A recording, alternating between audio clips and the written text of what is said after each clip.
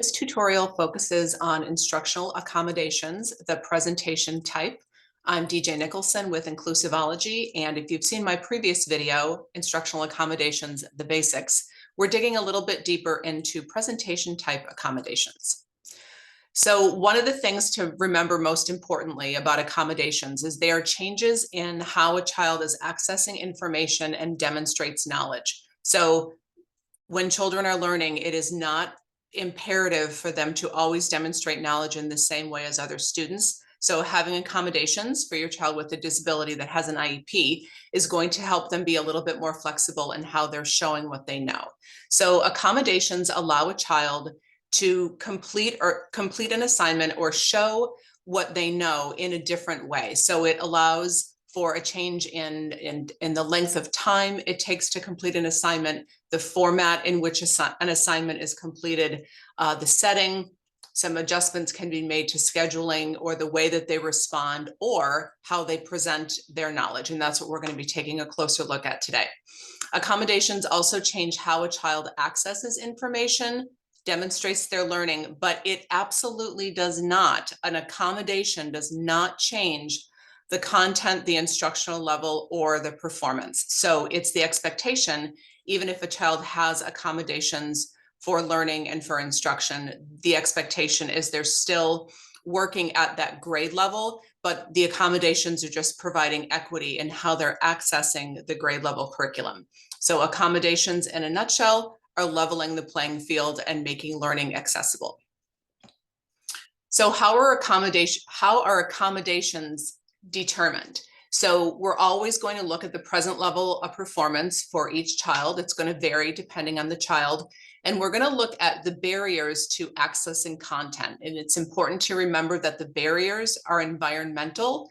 The barriers are not the result of the child's disability. We're going to take a look at levels of independence. What is the child able to do by themselves without any additional supports? And then once we have accommodations in place, we're going to look at their effectiveness and we're going to evaluate, is this something that the child really needs in order to have that equity to that grade level content?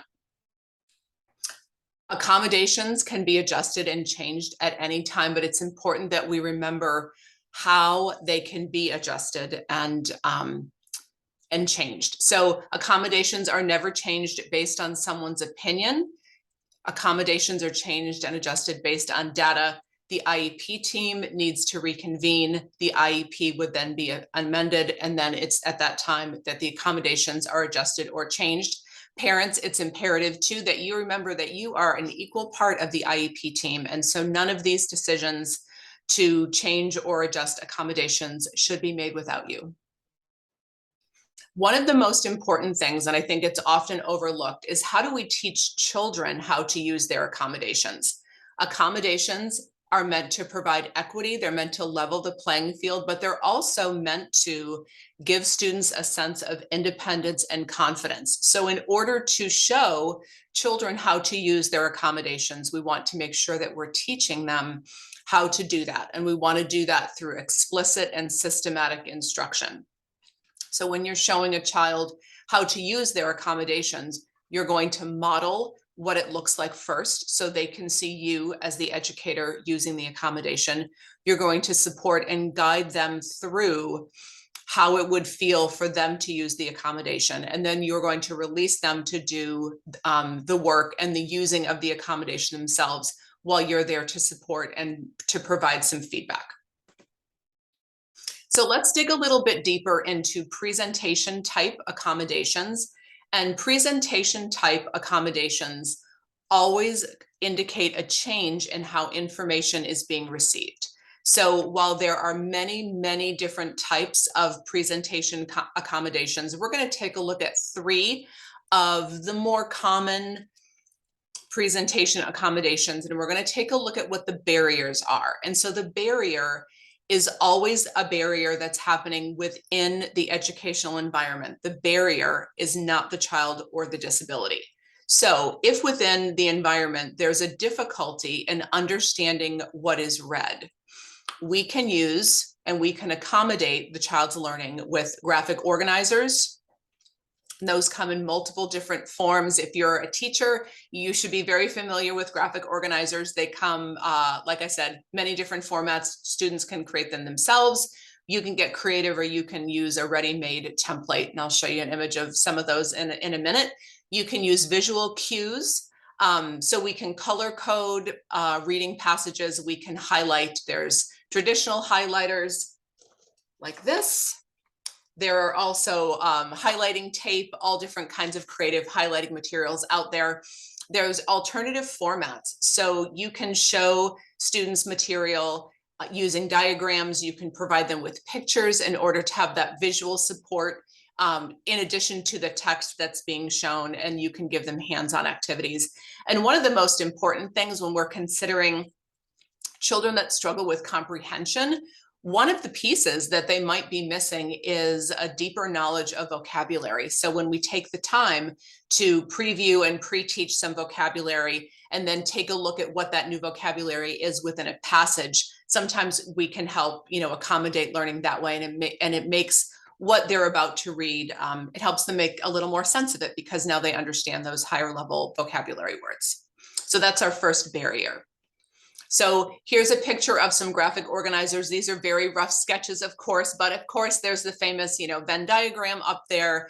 There's a flow chart, there's arrows. There's so many different things that you can use to provide that visual support. And at the end of the day, graphic organizers, whatever the format, is visual support for children to understand what they're reading and then also help them organize information. This is an example of a highlighter in providing a visual cue. So if you're reading something about the Amazon rainforest, you can go ahead and have them highlight some visual cues if you want them to remember where the rainforest is. It's in Brazil, Colombia, Peru, and it's part of some of the South American countries that might be important for them to know. You can also go ahead and turn some of these vocabulary words that might be unfamiliar, have them highlighted in a different color, change the text, change the font. You could bold some of these new words and just know that those are words that you're going to go ahead and pre-teach. The other barrier that happens often is when children have difficulty remembering information. And often they have difficulty remembering information because the information might only be presented in one way. So again, that is an environmental barrier. It's something that's happening within the classroom where we need to provide an accommodation. So if information is only being presented in one way and the child is having difficulty remembering, then we want to go ahead and provide some visual cues. Again, we go back to the graphic organizers, which are a really important visual support in helping them make sense of new information. And then when we can offer them repeated or paraphrased information, there's all kinds of great assistive technology out there that supports with remembering information. One of the pieces of assistive technology that I really like is called text compactor. And what text compactor does is it shrinks a passage down, it paraphrases, and it makes it much more accessible, especially if you have kids that are not quite reading on grade level yet. So this particular barrier, remembering information, when we give them multiple ways of accessing that information, not just in terms of the auditory delivery, but we're giving them visuals and things to look at and things to help them organize their information. So to repeat and paraphrase information, here you go with the text compactor, and Rewordify is another one that I really like. These are online, they're free programs. So much of the assistive technology that I think is fantastic for kids is all free. It's just a matter of knowing that it's out there. So if you need some how-to videos on how to use these in the best way for your kiddos, the how-to videos can be found in the Collective for Parents of Children with Disabilities Facebook group. All those how-tos are right there. So the last barrier that we're going to take a look at is hearing what is presented orally. So if the barrier in the classroom is the teacher or whoever is presenting the information is only presenting it orally, and we have kids that have trouble with that auditory processing. We want to give them different ways to access their information. So giving them, written text, giving them a diagram to follow along with as they're hearing the information. You can even give them information ahead of time. You can kind of do a flipped classroom approach where you give them what they're going to learn and talk about during that day, give it to them the night before so they can go home and do some pre-reading, some pre-understanding of what they're going to be hearing. Again, we go back to repeated or paraphrased information with the text compactor and rewordify. Like I said, those are fantastic. And then, advanced organizers. Maybe that's something that you as the teacher organize ahead of time. You have, the student that needs this accommodation, pair up with another student that can help them make sense of what they're hearing. And then there's always note taking. So you as the teacher, if you're taking notes, if you have a student that takes exceptional notes, that's something that could be shared with the student that needs an accommodation for this oral presentation of materials in order to, be a peer support. So note takers, like I said, can be notes provided to the child either from a peer or from the teacher, or they can use a recording device if that's something that you're okay with, either in your classroom or in your school community. I'm not sure what everyone's rules are for that, but to have a student record it so they can listen to it at home, or they can have it transcribed, or if they need to just listen to it in their own time using headphones and kind of drown out some of that extraneous noise. So whenever we're considering accommodations, whether they're presentation accommodations, response accommodations, settings, scheduling, there is so much possibility and potential. And I think that, when we look at IEPs and we look at the accommodations that are available through the IEP, depending on your state, there's always an option to put in a unique accommodation, to write in a unique accommodation that's really specially designed and created for that child. So make sure that you give that some consideration. Remember, what I showed you today are just 3 examples of some possible barriers to learning, those environmental classroom barriers. There are many, many, many other barriers. So please, make sure you keep an open mind when we're providing those accommodations for kiddos. And remember, accommodations are always data-driven. They're not based on someone's opinion.